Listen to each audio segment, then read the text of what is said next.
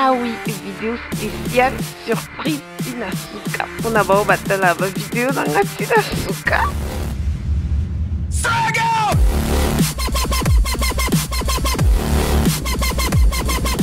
Bienvenue des retours na première dame look na édition ya lelu. Vraiment ils ont spécial vacances. Nabao bayebi kina kinde vacances yango na ngena partager expérience na ngana bino pour na inspirer pe bato misusu na laksa bino bilo nini oza nango besoin soki ozo kinde vacances. Sans plus tarder, première dame look yewana ngaye yo vraiment nazo pakola mafuta ebele. Moi nazo salela mafuta na ngai ya Dove nazo pakola ngo partout parce que soki oza libanda po ekomaka ya kokauka makasi. Quelques minutes plus tard, nae kolandisa na moisturizer nanga pour na ko protéger lungi nanga contre soleil na babilo mususu. Vraiment après wana on a ko salela ezali poudre libre ya MAC comme on a la dark nazo salela ngo parce que na linga ko tia fond de teint tellement que na rosa ba activité belé na tie fond de teint ya maïté na ke directement na fond de teint ya loose ya poudre nazo appliquer en na elongi nanga partout côté nyons tout naza na besoin fond de teint et kota.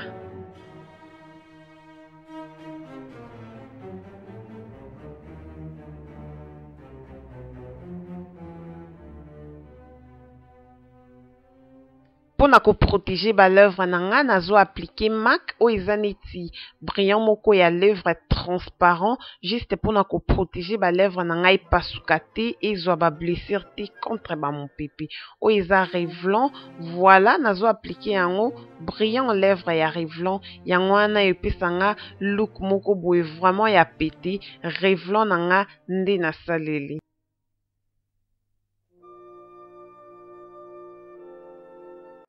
Oiza MAC Deep Down Gel Liner pour na makiki yango nde edakanga na tracer makiki nanga pour na zwa vraiment look moko ya perfection ko tracer makiki laxité qu'il faut ko sala ngwe déborder makiki na obimisa apparence moso ya ndeni eza juste ko perfectionner makiki na moko naturel ko bongisa yango po bimala normal bomoni bongisa parce que soki o bongisa te ekobima mabe après avoir ko zwa shape ou bien ndenge na lingaka na yaka kolandisa na concealer ya NW45 na sombaka yango epa ya MAC tellement que na osalela ba fard à paupières te lelo yango na tiaki yango un peu belé pona kwa ko blend yango nde ko servir nga comme neti fard à paupières nanga pona mokolo lelo.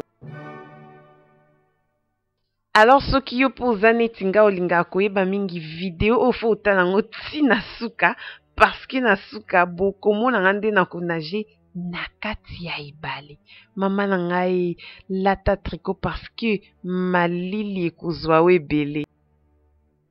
Bana mère bino mo boyebi mascara nanga na salelaka eza ya L'Oréal mais lelo tellement libanda mopepe mai makiki vraiment okozwa na onga te parce que naturel banda lelo ti lobi.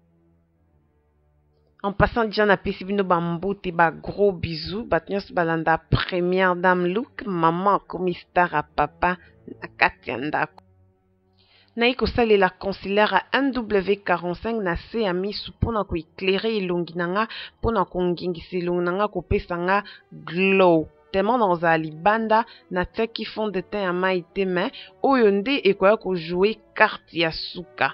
Voilà nazo blend parce que blend bongisa yango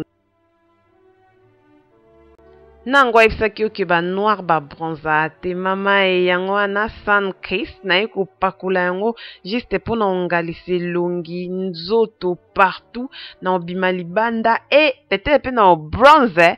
Voilà na utiliser yango comme moi fard à joue nanga moi moki mais na pakolaki yango un tout petit peu partout ezopesa yango neti mwa ngeli mo boye vraiment ezelo mwa bien nasombaki yango na moins cher kutu ekute nga primo ebele te kitoko makasi botala nomo même na simplicité soko ebi obongisa elongi vraiment esenga na oka nanu makiki so bongisi makiki na o bien fond de te vandi bien et en tout cas bilo nyonso wana ekozala d'accord. suki nanga toujours au naturel. Voilà, na ute ko sokola yango na kausi yango na opeigner parce que na lata demi perruque na baksa oka na sima po pesa moi suki mo milai susu ma suki nanga monde ezo jouer carte mikolo kala mingi te na okangisa yango. Voilà, na lati demi perruque na katikati ya mutu na kiti yango tina c'est juste pourquoi ko baksa suki nanga etonda après na ko bongsa yango na ko bakisa ba pince pona ko ezala en sécurité pourtant dans zali banda na mipepe bino mo webi. Voilà, moi j'adore les accessoires, perles, bilo mo amiki neti bilo amatoyo ezozala likolo mokie na sima monene. Ouf, oyo komi vraiment favorite nanga na osepela na makasi mikolo parce que na olati yango pe un peu trop yango na bato ebele batuna yenga na osomba na new look na ekotia yango na fixe ba pince na suki nanga po mopepe yo ebi kaka vraiment toujours ekenge.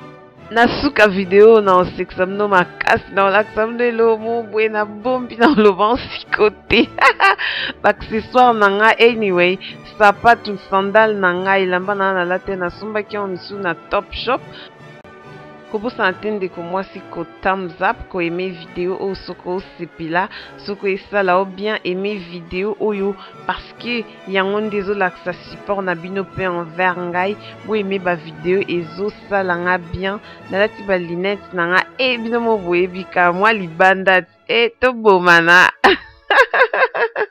Voilà, si vous avez abonné, abonne-toi na Chanel nanga. O nazo pompe wana eza make-up fixe. Yango nde yaka kokanga make-up we vendre en plat. Parfum o eza Just Cavalier. Ouf, mama e parfum eza Solomo kitoko. Tant na pompe on a sentir vraiment que na commune de follow na pompe ki on mkola net na film.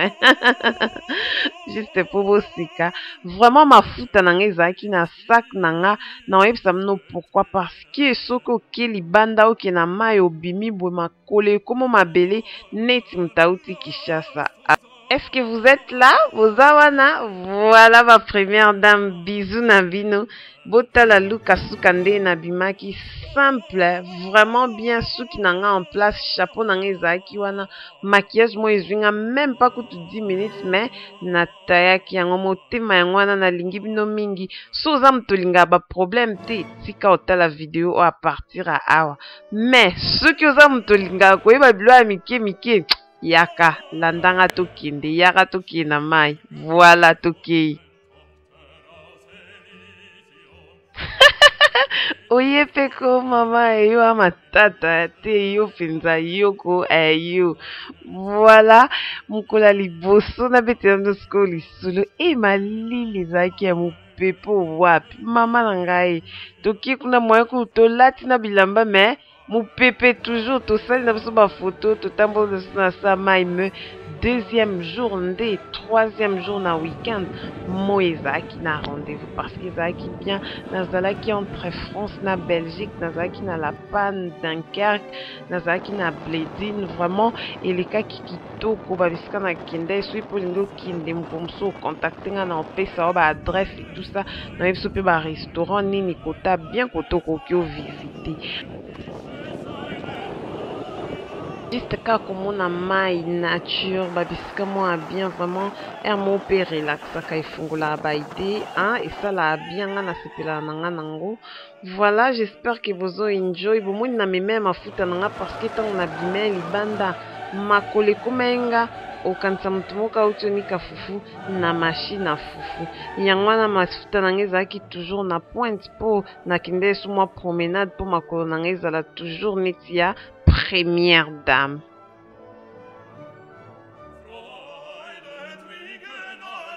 Voilà, deuxième journée zaki moi makasi batu baeki ebele en tout cas nga pe na profitaki na mai pona mikonager na kindo solola na bambisi mais botuna ni papa moko ayaki osurprendre nga ntango ata bino mo bomona ye boyebisanga vraiment soki naa na tort ou bien naa na raison ebande ndeni nakie nanga mpe nalobi bon tour na ngai ya kokota na mai ekoki nakie nalobi naki otante na okota bambisi ntango nakomi nalobi bon nameka na okopratike konage lisusu tema na naja kala et maître nageur na naja bien neti na filme kuna kutu koya te.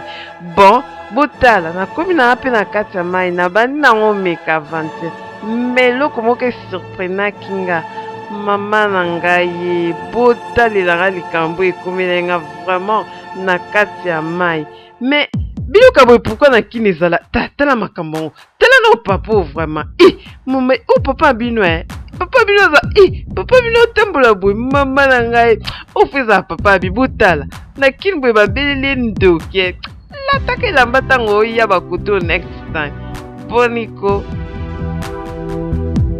kobosana koyeme page na ngai ya Facebook te Adrienne Première Dame na Instagram na nga kombo nango Première Dame Look mpona oetali bafoto mpe na basurprise ya mike.